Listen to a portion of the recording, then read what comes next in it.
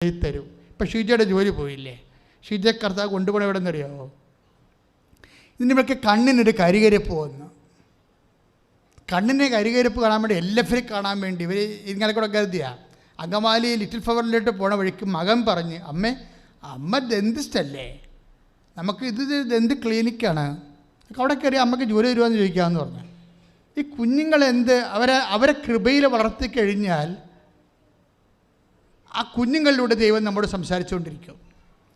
നിങ്ങൾ കുഞ്ഞുങ്ങളെ കൃപയിൽ വളർത്തുമ്പോൾ ശ്രദ്ധിക്കണം. കാര്യം ഷിജ പറയുന്നൊരു സാക്ഷ്യമുണ്ട്, അത് നിങ്ങളത് കേൾക്കണം കേട്ടോ. എന്താ കാര്യത്തിൽ അവരുടെ ജോലി പോയി, കുടുംബത്തിൽ വരുമാനം പോയി, ഭർത്താവാണെങ്കിൽ ഹെവി ആയിട്ടുള്ള കാര്യങ്ങളൊക്കെ ഒന്നും കേൾക്കത്തില്ല, ടെൻഷൻ അടിക്കുന്ന ആളാണ് പെട്ടെന്ന്. അപ്പോൾ ഷിജ പറയും, പിന്നെ ഞാനൊന്നും ഹസ്ബൻഡിനോട് പറയത്തില്ല, ഞാൻ സ്വയം ഉരുകിത്തീരുമെന്ന് പറയും. ഞാൻ സ്വയം ഉരുകിത്തീരും. പക്ഷേ ഞാൻ കണ്ണ് കാണിക്കാൻ വേണ്ടി LF പോകുമ്പോൾ മകൻ പറഞ്ഞു, അമ്മ ഡെന്റിസ്റ്റ് അല്ലേ, ഈ ഡെന്റിസ്റ്റിൻ്റെ ക്ലിനിക്ക് ഇവിടെ ഉണ്ട്, അമ്മ ചെന്ന് ചോദിക്കുമെന്ന് പറയും. നമുക്കവിടെ പോയി. അപ്പോൾ അവൻ അത്ര പ്രായമുള്ള കൊച്ചല്ല, ആ ഡിഗ്രി സ്റ്റുഡൻറ്റ്. അവൻ ആ കുഞ്ഞിന് ഉടനെ അത് തോന്നി, അതായത് ദൈവത്തിന് പറയാനുള്ളത്. എന്നാൽ പിന്നെ ഷീജയ്ക്ക് പറയാൻ പാടില്ല. ഞാനത് അവൾക്കല്ലേ ഗ്രോണപ്പ്, അവരല്ലേ നേഴ്സ്.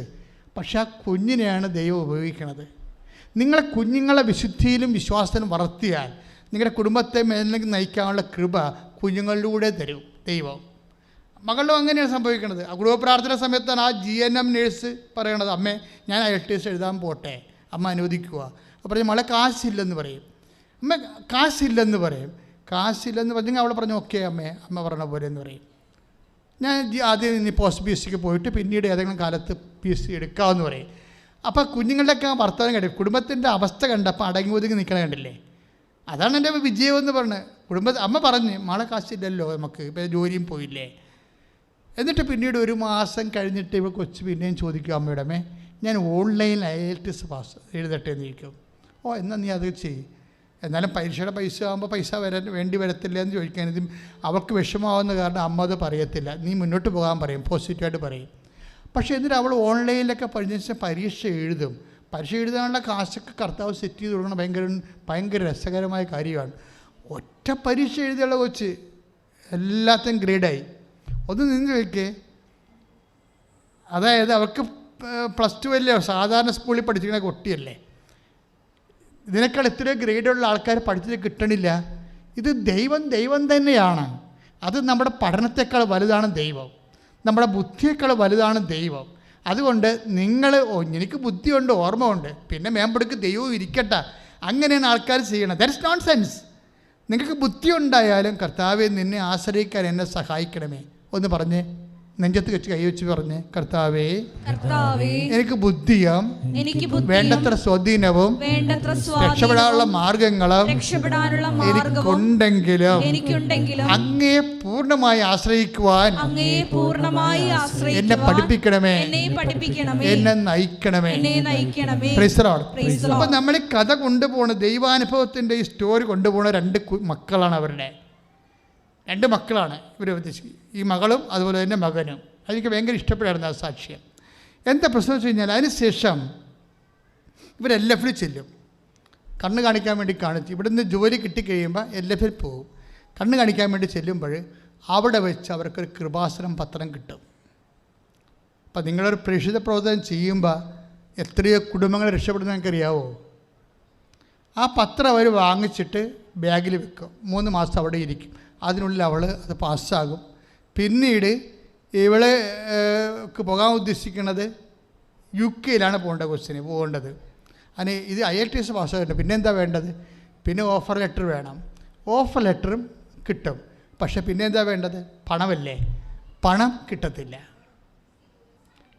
അതായത് പണം കിട്ടാത്തതിൻ്റെ കാരണം വെച്ച് കഴിഞ്ഞാൽ ഇവർക്ക് 4 സെൻറ്റ് സ്ഥലമുണ്ട്, അതിന് വഴിയില്ല. നിങ്ങളൊരു സബ്ജക്റ്റ് കേൾക്കണം സത്യമായിട്ട്. 4 സെൻറ്റ് സ്ഥലമാണ് ഉള്ളത്, അതിന് പിന്നെ എന്താണ്, വഴിയുമില്ല. അപ്പോൾ ബാങ്ക് മാനേജർ പറയും, നിങ്ങളുടെ ഇതിന് ഈടെടുക്കാൻ പറ്റത്തില്ല, ഇതിന് വഴിയില്ലല്ലോ, 4 സെൻറ്റ് സ്ഥലമല്ലേ ഉള്ളൂ, തരത്തില്ലെന്ന് പറയും. പക്ഷെ തരത്തില്ല എന്ന് പറഞ്ഞുകൊണ്ട് ഇവർ ബാക്കിലോട്ട് പോകത്തില്ല. എന്താ കാര്യം? ദൈവം അവരെ മുന്നോട്ട് തന്നെ കൊണ്ടുപോകും. ഉടമ്പടിയുടെ ഒരു ശക്തി അതാണ്. നിങ്ങൾ ഈ ഗ്രൗണ്ട് ലെവലിൽ പ്രവർത്തിക്കുന്ന ആൾക്കാരുടെ അവരുടെ മുന്നേറ്റങ്ങൾ ശ്രദ്ധിക്കണം. ഞാൻ പറയണത് ഇവരെക്കാൾ ഭേദമാണ് നിങ്ങളുടെ ഭൗതിക സാഹചര്യങ്ങൾ പലർക്കും. ഇവരുടെ ഒരു അവസ്ഥ കണ്ടില്ലേ? ആഗ്രഹം മാത്രമേ ഉള്ളൂ, അത് കർത്താവിൻ്റെ ആഗ്രഹമേ ഉള്ളൂ. കുടുംബ പ്രാർത്ഥനയിൽ കിട്ടിയ ഒരു ആശയത്തിൽ അങ്ങനെ വർക്കിട്ട് പോവുകയാണ്.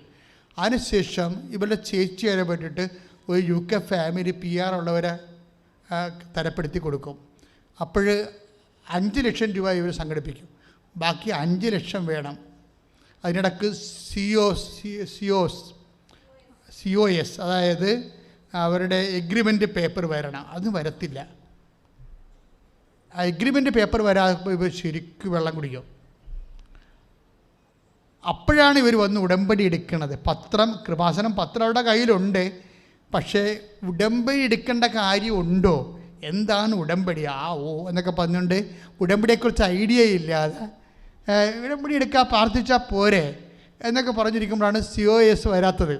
കാര്യം എന്താണ്? അവർ നമ്മുടെ കോൺട്രാക്റ്റ് അംഗീകരിച്ചിട്ടുള്ള പേപ്പറാണ് COS. അതിൻ്റെ അകത്ത് ഇവിടെ ശമ്പളവും അതുപോലെ തന്നെ ജോലിയും എല്ലാം കാരണം അതൊന്നും ഇല്ലല്ലോ ഇവിടെ.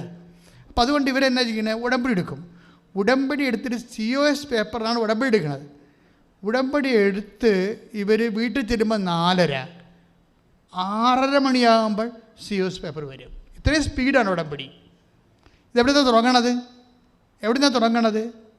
ഒരു പത്രം കിട്ടിയിട്ട് തുടങ്ങണതാണിത്. ഒരു പത്രം കിട്ടി. അപ്പോൾ ദൈവം അവരെ ഉടമ്പടിയിലോട്ട് ചേർത്തിട്ട് മാതാവിൻ്റെ കരങ്ങളെ ഗ്രഹിപ്പിച്ച് കൊടുത്തിട്ട് പിന്നെ അമ്മയാണ് ഇവർ വഴി നടത്തുന്നത്. എന്നിട്ട് പോകാൻ നേരത്തെ ആകുമ്പോൾ 5 ലക്ഷം രൂപ വേണം. അപ്പോൾ എന്താ പറ്റി?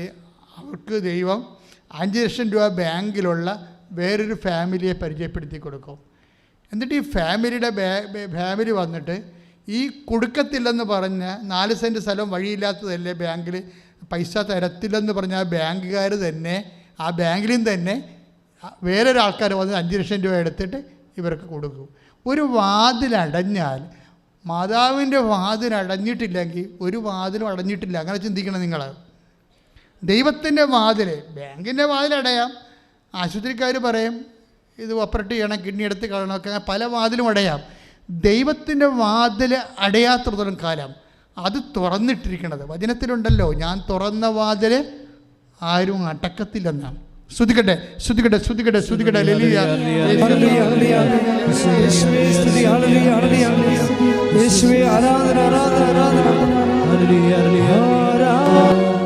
പരിശുദ്ധ പരമ ദിവ്യകാരുണ്യത്തിന് ആരാധനയും സ്തുതിയും പുകഴ്ചയും ഉണ്ടായിരിക്കട്ടെ. പരിശുദ്ധ പരമ ദിവ്യകാരുണ്യത്തിന് ആരാധനയും സ്തുതിയും പുകഴ്ചയും ഉണ്ടായിരിക്കട്ടെ. ഇതിനകത്ത് വന്നിരിക്കുന്ന ഏറ്റവും വലിയ വിജയം ആ കുഞ്ഞുങ്ങളെ വിശുദ്ധിയിലെയും വിശ്വാസത്തിലും വളർത്തിയതാണ് ഷീജയുടെ വിജയം എന്ന് പറയുന്നത്.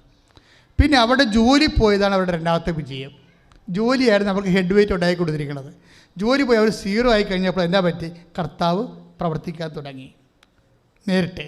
മറ്റത് ഇവർ തന്നെയാണ് പ്രവർത്തിച്ചുകൊണ്ടിരുന്നത്. എല്ലാ മനുഷ്യന്മാർക്കും ഒരു ജീവിതമുണ്ട്. അത് അവർ തന്നെ, അവർക്കുണ്ട് ആരോഗ്യമുണ്ട്, അവർക്ക് കഴിവുണ്ട്, സ്വാധീനമുണ്ട്, പണമുണ്ട്, FD ഉണ്ട്, പറമ്പുണ്ട്, പൊന്നുണ്ടെന്നൊക്കെ പറഞ്ഞുകൊണ്ടിരിക്കും. ഇതെല്ലാം നമുക്ക് പണിയായി മാറും. ഇതെല്ലാം ഉണ്ടായാലും ദൈവം ഇല്ലെങ്കിൽ പണി കിട്ടും. ഇനി ഇതൊന്നുമില്ലെങ്കിൽ ദൈവം മാത്രം ഉണ്ടെങ്കിൽ നീ രക്ഷപ്പെടും. ശ്രദ്ധിക്കട്ടെ. ഹല്ലേലൂയ.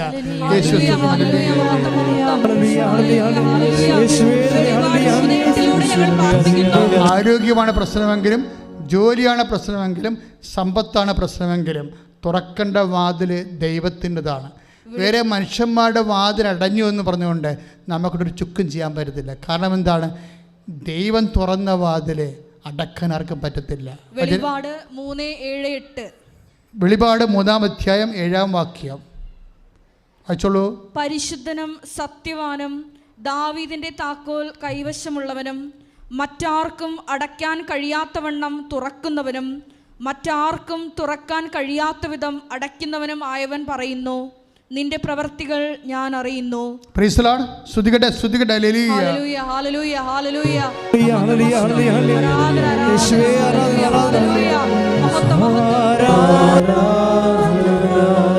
Praise the lord. തള്ളവിരല് മുറിച്ച് മാറ്റിയിരിക്കുന്നതായിട്ട് കാണുന്നുണ്ട്, ചോര കിരിയുന്നതായിട്ട് കാണുന്നുണ്ട്. ആ വ്യക്തിയുടെ സൗഖ്യത്തിനായി സ്തുതിക്കട്ടെ.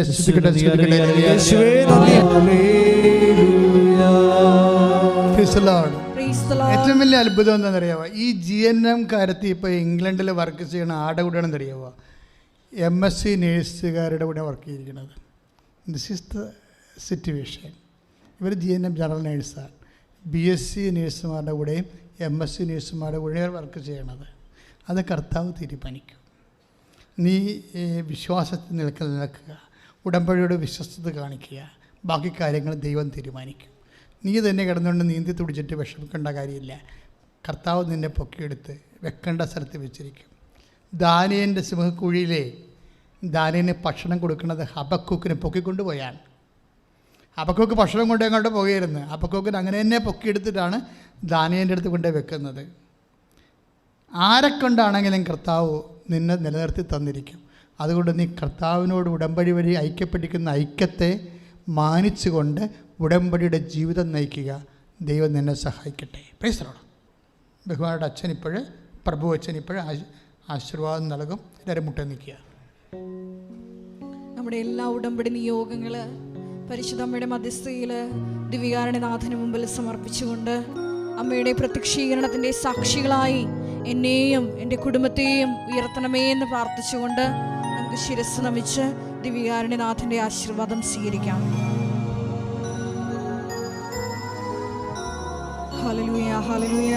യേശുവേ നന്ദി, യേശുവേ ആരാധന. ഹൃദയം തുറന്ന് നിങ്ങളുടെ നിയോഗങ്ങളുടെ മേൽ പരിശുദ്ധ അമ്മയുടെ മധ്യസ്ഥതയാൽ വലിയ ഇടപെടലുണ്ടാകാൻ വേണ്ടി പ്രാർത്ഥിച്ചുകൊണ്ട് ആഗ്രഹിച്ചുകൊണ്ട് സ്തുതിച്ച് പ്രാർത്ഥിക്കാം. Hallelujah, hallelujah. മഹത്വം, മഹത്വം. ആരാധന, ആരാധന. Hallelujah, hallelujah. മഹത്വം, മഹത്വം. ആരാധന, ആരാധന. ഹല്ലേലൂയ. യേശുവേ നന്ദി, യേശുവേ ആരാധന. Hallelujah, hallelujah. Hallelujah, hallelujah. Hallelujah, hallelujah. മഹത്വം, മഹത്വം. ആരാധന, ആരാധന. ഹല്ലേലൂയ. യേശുവേ നന്ദി, യേശുവേ ആരാധന. Hallelujah, hallelujah. യേശുവേ നന്ദി, യേശുവേ ആരാധന. പരിശുദ്ധ പരമമാ ദിവ്യകാരുണ്യമേ,